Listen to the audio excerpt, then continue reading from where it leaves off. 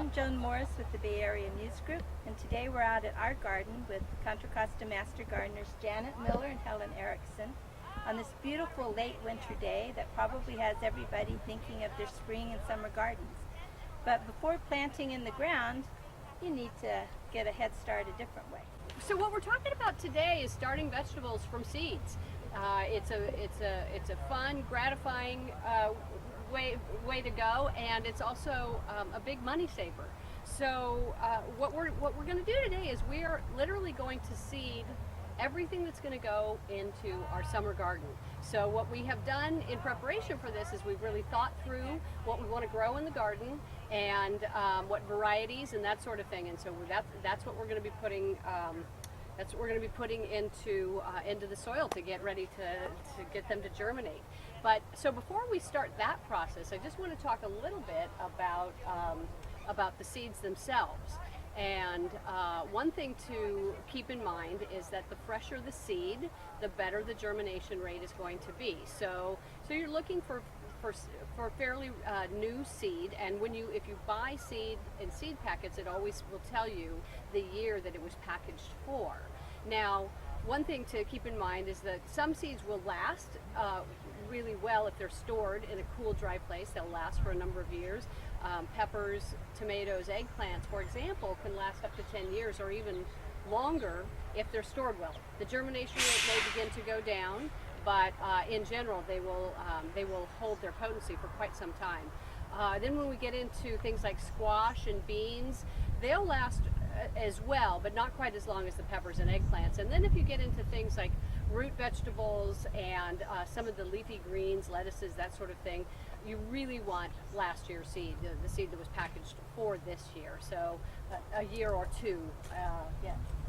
One thing you can do if you want to test your germination is you can take some seeds, say you've had them, you don't know how long and you don't know if they're good anymore, is you can take a few seeds and put them between some damp paper towel and stick them in a Ziploc sandwich bag and let them sit for about 5 days to a week, and then open them up, put them in a sunny, warm place, open them up and see what kind of germination you get. That gives you an idea. You're not wasting a lot of time waiting for the seeds to come up from the ground if they're not viable anymore. So you can test your seeds. If they do start to sprout, you can use those seeds. Just plant them once they start having roots coming out. But it's a good method for testing the germination on seeds you've had for a while. Yeah, that's great. Okay, so then secondly, I want to talk just a little bit about what we're going to be planting in. And for vegetable seeds, we find that planting directly into a good quality potting soil is perfectly fine. There are sterile seed mixes that you can buy that are on the market, and they work fine. They're more expensive than potting soil. There are some plants and some seed types that prefer that, and that are certainly going to do better. But with vegetable seeds, they're pretty robust and can do just fine in potting soil. So we're using a professional potting soil that we got at a local nursery, and we have already prepared our trays. Now, a couple of things. We're going to plant in two different types of containers. Firstly, I've got a flat here. This is just a nursery flat yeah, here we go. So it's a typical nursery flat that you would buy a bunch of 6-packs in, that kind of thing, and that we literally picked up from a nursery. When they aren't using them anymore, they often just give them away. And in this case, we're going to be starting one of the variety. There you go. This is exactly what we use. And then we're going to be starting some of our seeds in this. Some of our other seeds will be starting in pots. And in this case, we're using these kind of nice deep, these are 4-inch deep pots, so there's plenty of room for roots. And there we can allow those plants to get nice and big before they go in the ground. So the reason we have two different types of containers is we have seed categories that have different needs. And the first category that we're working with is our tomatoes, peppers, and eggplants. Okay, so those guys are little seeds, first of all. They need some bottom heat. They want really warm soil temperatures in order to germinate. And and once they germinate, we're going to move them out of this seed flat into pots. And they're much slower than the other category of seeds. The other category of seeds that we're going to talk about is, I like to call them the big seed vegetables. And those are going to be things like summer squash, winter squash, cucumbers, sunflowers, pumpkins, those kinds of things. And we're going to start those, and beans as well. And we're going to start those in these bigger pots because these are going to germinate much, much faster, get much larger, much quicker. So, okay, so having said all of that, the next thing we did is we decided, what do we want to grow in our garden? And so we decided, okay, we want 4 tomato plants, and we want 4 different types, right? So one of them is going to be, we want a cherry tomato that's really delicious. We want a slicer tomato, so that's going to be a medium size, like a salad type tomato. We want a Roma tomato for sauce. And we want a beefsteak, one of those big, beautiful things that you could slice up and put on a platter, and they're very impressive. So we've chosen 4 tomatoes. We're going to plant those. We've chosen 2 types of eggplants. We've chosen one. My personal favorite is Dancer, and another one called Listata de Gandia. They're both Italian varieties that are kind of nice and small, very sweet-tasting eggplants. And then we're going to grow 2 types of peppers: a sweet one called Gypsy Hybrid, and a little bit hotter one, and it's a snacking pepper called Padron. These are really well known in Spain, as they're sautéed and served often in tapas bars. So with that, let's start with this with our warm soil vegetables. So one thing you want to remember if you're starting multiple varieties is that it's really nice to keep them straight. All these seedlings are going to look exactly alike, and once they come up, you're not going to be able to tell the difference between them. So you really want to take a moment to make sure they're labeled properly. So we've got 8 varieties of things that we're going to grow here. So what I'm going to do in this flat is just divide it. You can use popsicle sticks.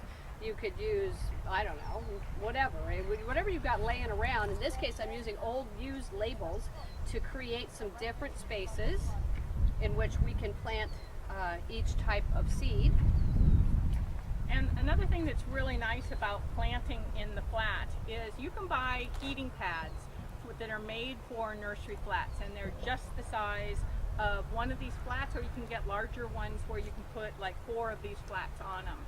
And so it plugs in, it raises the soil temperature about 20 degrees of whatever the ambient temperature is, and it keeps the little toes of the peppers and eggplants and tomatoes warm, and they grow much better.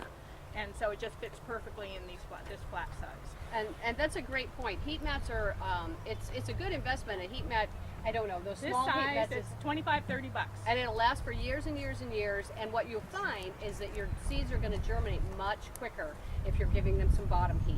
The other option, if you don't want to do that, if you have a refrigerator that isn't built into the wall and you can have room on top, those tend to be warm. You can set that on top. You can set it on top of your dryer and put it in somewhere where it's going to be warm. But so let's start with, Helen, you want to take one of the tomatoes? Sure. And I will? Okay, so the first thing I'm going to do is I've already written the label. So on it, it says Tomato Bloody Butcher. And this is a slicer tomato, one of our favorites. And before I put a single seed in the ground, I'm going to put the label in so I know exactly what I've got. And this one is black cherry. And so I'm going to put the tag in. It's very important to put the tag in first, because we have had the occasion where we've seeded a tray and we've put it in the greenhouse, and lo and behold, we notice that there's 3 or 4 trays all of tomatoes, and we have forgotten to put the tags in, and now you have no idea what's in that flat. And those tomatoes we had to redo. So it's always good to put your label in first thing so you don't forget. Another thing you can do is at the top of the label you can put today's date, and that gives you a frame of reference as to how long the plants are taking to germinate and pop up. Sometimes you don't really remember, and if you've waited 2-3 weeks you don't see anything, maybe the seeds weren't viable. So we always forget exactly when we seeded them. You think you'll remember, but you don't. But you don't. Okay, so Now, I said we were going to grow 4 types of tomatoes, and we are, but what I want is I want 4 or 5 plants of each variety. So with that, we can expect that the germination rate on these tomato seeds is probably going to be north of 80%. It may even be closer to 90%, but I just want to make sure that I have enough seedlings so I can get my 5. So I'm going to put about 8 to 9 seeds, however many I shook out here, into this row, and that way I know I'll have plenty of seedlings to move up. And if you have too many, friends and neighbors are always happy to have extra tomato plants. Absolutely. And it's a great way to, if you don't know your neighbors, it's a great kind of introduction to some of your neighbors, and it makes friendly neighborhoods. That's right. That's a great point. Okay, so now what I've done, where I've got my label, I'm just making a very shallow little trench in the soil. Typically, the rule of thumb is when you're planting seeds, you want them to be buried the depth about twice as deep as the size of the seed itself. So these seeds are very tiny, so that's not very deep. And so I'm going to go ahead and space them all about a ½ inch apart in this little trench, and then I'm going to cover them up. Okay, and I'm just going to then put the soil back around them, and that variety is done. And sometimes 2 will fall together, and that's not a real problem. You can try and separate them with a pencil tip if you want to, or you can kind of leave them. If you have too many in one clump, when you try and transplant them, you kind of have to pull them apart, and you might break off the plant. You might pull some of the roots out. But it can be done if you're gentle. Okay, and now we have 2 other varieties of tomatoes. We'll come back to those in a little bit. But right now I'm going to do the same thing with one of our eggplant varieties. This is an eggplant called Dancer. Like I said, this is my personal favorite. I grow this every year. They're nice small eggplants, right about, just about this big. Beautiful creamy white flesh, no bitterness, really small seed pockets. Just can't say enough about them. Go ahead. And I'm going to do an heirloom eggplant, Listada de Gandia. And it's kind of a stripy purple. I don't know if you can see the packet and the picture. They're kind of not real long and skinny, but kind of egg-shaped. And in this case, I want 5 of these plants as well. So I'm going to do the same thing. I'm going to put about 8 seeds in here. Oops, that was 9. That's okay. We'll have more for the neighbors. And that's it. So that guy is ready. And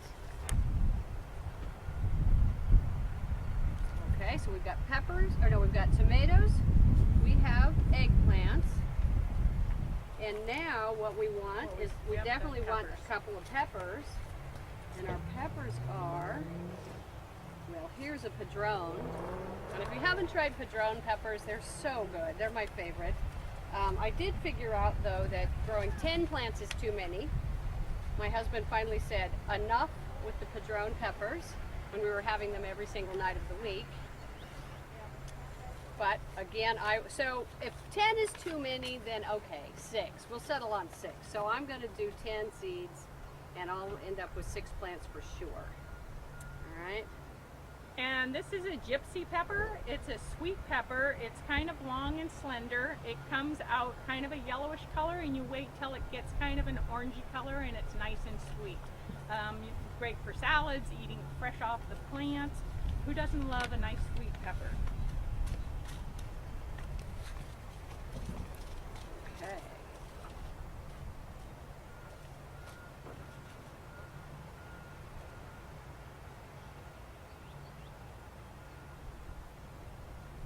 So while she's finishing that up, we're going to move on to this other category. We'll come back and finish that tray. We still have a couple more tomatoes to do, but we'll come back to that. So now we're going to talk about these big seed things. And so you saw the size of the tomato and eggplant seeds, and those are quite small. Well, now we're talking about, okay, jade bush beans, much bigger, and so they are going to grow literally 5 times as fast as these guys are. They will be up and out and ready to go into the ground in a matter of about 3 weeks. So one thing I should mention is typically we would start our peppers and eggplants and tomatoes several weeks before we start our big seed things. But for purposes of this video, we're doing them at the same time. With these guys, with the peppers, tomatoes, eggplants, you want to start them 6 to 8 weeks before you plan on planting out. And you're always going to wait to plant out till after the danger of frost. So here at our garden, we start our seeds for these varieties around the 1st of February. Okay, and with these things, you want to plant them. Oh, you can start planting them about 3 weeks before the danger of the last frost. So these will be up and ready to go in the ground easily within 3 weeks. So what we're going to do here, we're going to just do rows of each variety. And because these are going to be very large seedlings, we're going to just put 2 seeds in each pot. Yeah, we're going to put 2 seeds in each pot, and that way, if one of them doesn't germinate, we know we still have the others, or the other one in there. Now, you have a couple of choices. When the plants grow up and germinate, and come up, you would never put them in the ground until they have at least 2 sets of leaves. They first come out with their seed leaves. They're cotyledons is what they're called. And then after that, you'll get a true set of leaves coming out. And once those the true leaves have come out, that's when you can think about planting them out in your garden. If you've got both seeds have germinated here, you can do two things. One, you can when you take them out of the pot, you can very gently separate them and plant both, trying to leave the roots intact as much as possible. Or you can simply nip one of them off. If it's an extra plant that you don't need, nip it off, toss it, and just plant one. You wouldn't really want to plant 2 of these plants together. They're going to be too big. One of the things that's really nice about these jade green bean seeds is that they are a bush bean, and so you don't have to stake them. With green beans, you either have the trellising kind that you have to provide some kind of support for them, or you get the bush beans. And these jades, they're good producers, and the plants stay bushy, so you don't need support for them. So that makes them very nice to grow. Okay, the next one we're going to do is a summer squash called Emerald Delight. So it is like a zucchini, and again, these are going to be, this is another large seeded plant, and so we're going to do the same. It's a light green summer squash, very tasty. And so we're going to do 5 pots, each of them with 2. And then I have another variety of summer squash. So again, thinking about this is going to be our summer garden, right? And so we're putting in here everything that we want to grow all summer long. So one of the things here, this is a raven zucchini, which is deep dark green, and just it's a well-known variety, and we know we want to have a few of these in the garden.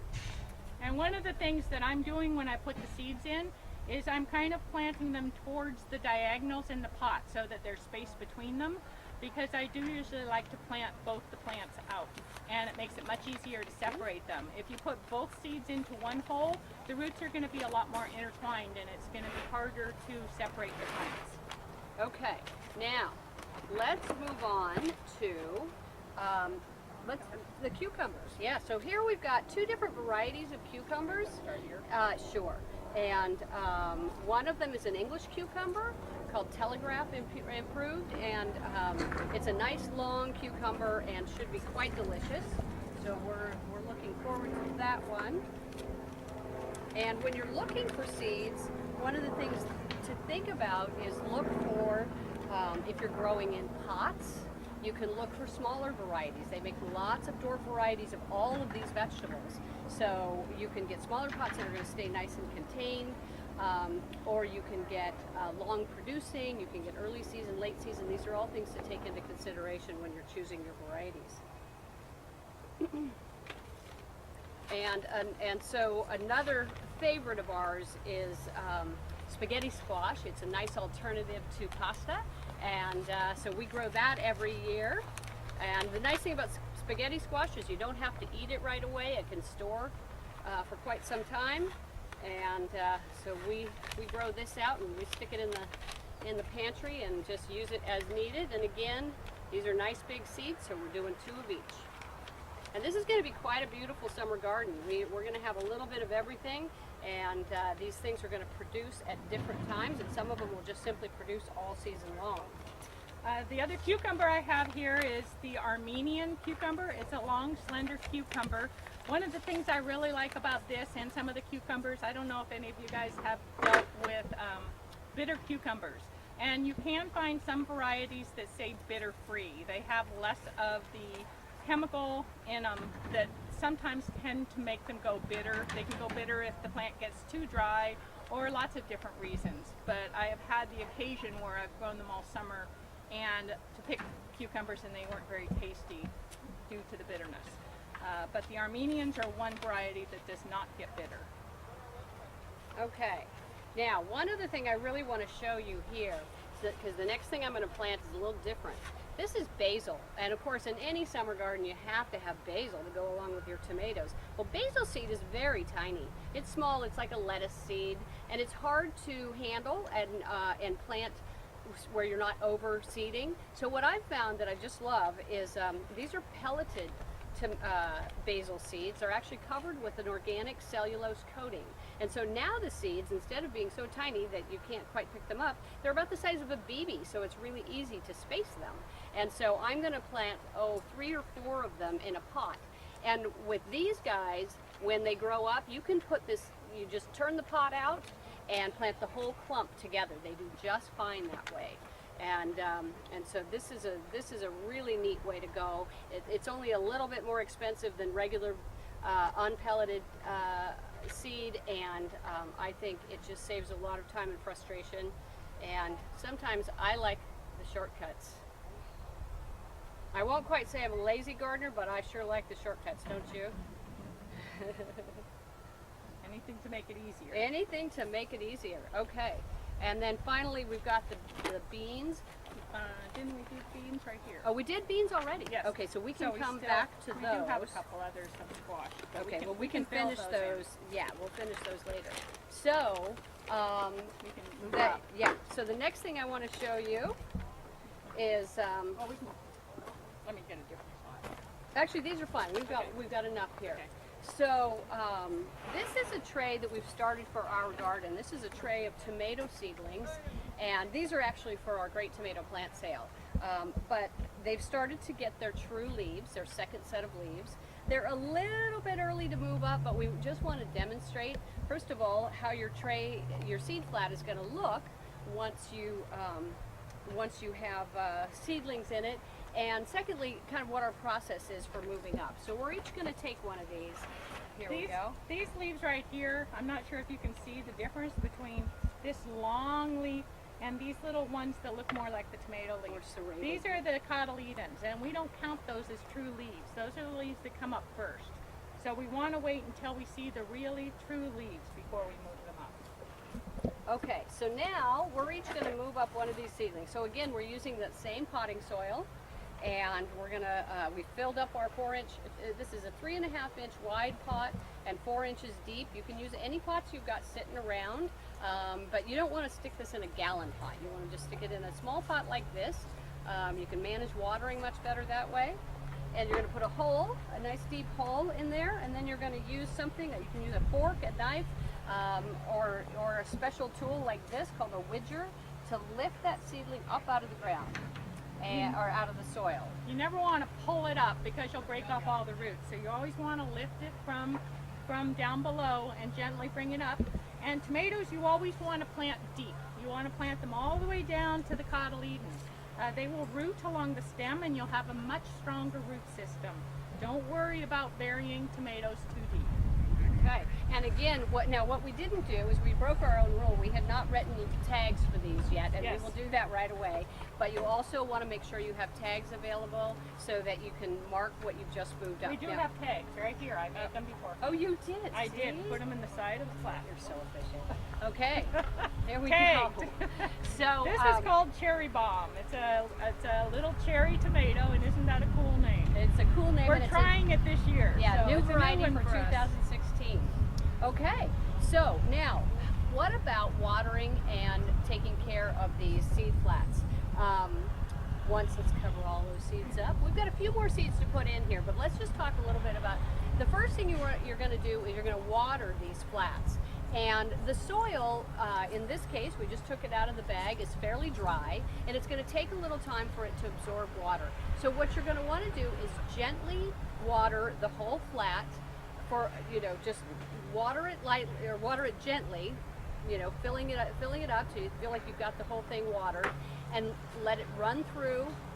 About a half an hour later, go back, do it again, and half an hour later go back and do it a third time. And that way you should really make sure, what we're trying to make sure is that the soil down below is just as moist as the soil up above. And you want to use something that has a light spray or a mister, because if you use a hose and it's running out of just the hose end, you're going to disrupt all your seeds. Some of the seeds might get buried too deeply, and you've planted them at the depth that you want them. So you want to do a real fine spray so you don't move the soil and the seeds around in the flat. Right. So, okay, and then now, with our big seeded items, we can water those, and then you can put these out on your back porch. You can put them, these can be outside at this point in the season, and they're going to come up. If you've got a little shaded area, that's fine. You can, with these flats, you don't have to have these indoors. Go ahead. I will specify, if you're watching this from someplace other than California, oh, good point. We are now in the Bay Area of California. It's about 70 degrees here, even though it's still February, and so we can put them outside now. But if you are in a colder climate, then you'd probably put them inside. So we are, we're kind of geared into our climate here. So I would like to, kind of... Excellent point. Thank you. Okay, now with the tomatoes, peppers, and eggplants, regardless of where you live, these guys need some bottom heat. And if you're lucky enough to have a little greenhouse or a little, or even a little cold frame, you could put them in there. They want ambient temperatures of about 80 degrees during the day, and they want the soil to be about 80 degrees as well. So, so some bottom heat, and if you don't have bottom heat, keep them inside the house. And then, before they germinate, you can cover them with plastic to create kind of a greenhouse effect. Yeah, I just take saran wrap, and I'll just lay saran wrap lightly over it. It does two things. Number one, with the bottom heat, it can dry out very quickly because everything evaporates pretty quickly. And with the saran wrap, it kind of makes a little humid mini greenhouse, and so the soil doesn't dry out nearly as quickly. I think it also holds in some of the heat that's coming up from the soil, and so it increases the heat for the seeds, and they germinate much quicker. As soon as they start coming up, you can either leave the plastic on, but open it on the end so it gets some airflow, because you don't want them to be too humid. You want some airflow in there. And then as they go, as time goes on, and you're watching your flats and waiting for them to germinate, and as they begin to germinate, you're going to need to give them some supplemental watering. If the top is starting to dry out, you want to water. But the biggest thing with seeds is you don't want to overwater, because overwater can cause damping off, and you can lose a whole flat by overwatering. What that does is there's no oxygen. There's no room for oxygen in the soil if the soil has too much water in it, and so they just can't survive that. So you want to make sure not to overwater. So you're better off watering lightly a couple of times a day than trying to dump a whole lot of water on it all at one time. One thing you can do is, if you have pots like this, if you pick them up, the weight's going to be very different if they're dry or if they're wet. Sometimes they look dry up at the top, but if you pick them up, they're heavy. And so you would just give them, either, if you go like this and you see it wet, as long as they have roots, then you might not water them. If they don't have roots yet, you're just going to give a light water up top, because the seeds do need that moisture if the top level is dry. Okay. And then, let's see, what else do we need to talk about? Fertilizing once they get up. Right. Oh, right. Last thing. Okay, so we showed you how to move these guys up. And so what we're talking about is the tomato, pepper, and eggplant seeds. Those guys we are going to move up into a pot this size, let them get big enough before they go in the ground. With the big seed items, these are going to go directly in the ground from these pots. So once these things have at least one nice big set of true leaves, you can plant them directly in the ground. Okay? So if these start lagging in growth, Then you want to talk Yeah. about fertilizer? Yeah, a little Sometimes bit they of need a little boost. Yes, a little bit of a supplemental fertilizer. What we've been using here at our garden is this is just an organic liquid fertilizer. It's a 644 number, and we'll do it out of very dilute form, and we'll just use a watering can or a spray bottle on the end of the hose to give the seedlings just a little bit of an extra boost. One thing that's really nice, not to say this sprayer, but sprayers like this, you can put the full concentrate in this container and dial the concentration, and it will mix with the hose water. When you're done, you can pull the full strength, what's left in here, back into the bottle, and you know it's still full strength. So you don't have to pre-mix it. So this kind of a sprayer is very nice if you're fertilizing a lot of different kinds of things.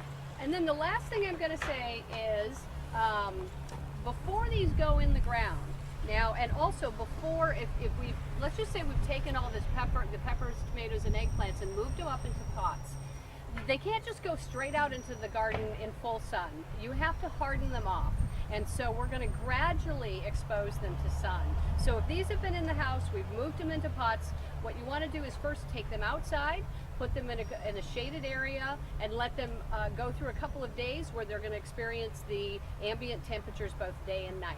After that, you can move them out so that they're going to get a few hours of sun a day, and then after a couple of days of that, they're fine, and then they can be more in the full sun. But going back to these guys, they're going to need a few weeks in the pot at least to get big enough before they go in the ground. Yes. Yes. And when you do put them in the ground, you're going to pull off all the leaves except for the very top leaves, and again, you're going to bury them as deep as you possibly can. Again, tomatoes like to be buried very deep. You get a much stronger plant and a much stronger root system. Okay, and that's what we've got. So what we just did is we have 4 varieties of tomatoes, 2 of eggplant, 2 of peppers. We've got 4 squash. We've got basil. We've got beans, and we're going to we're also going to plant a couple of flowering plants to attract beneficials. So we're going to put in some sunflowers, and we're going to put in some amaranth. So we'll really see those bring in the pollinators and the other beneficial insects, and that's your whole summer garden. Easy as pie in about 3 flats.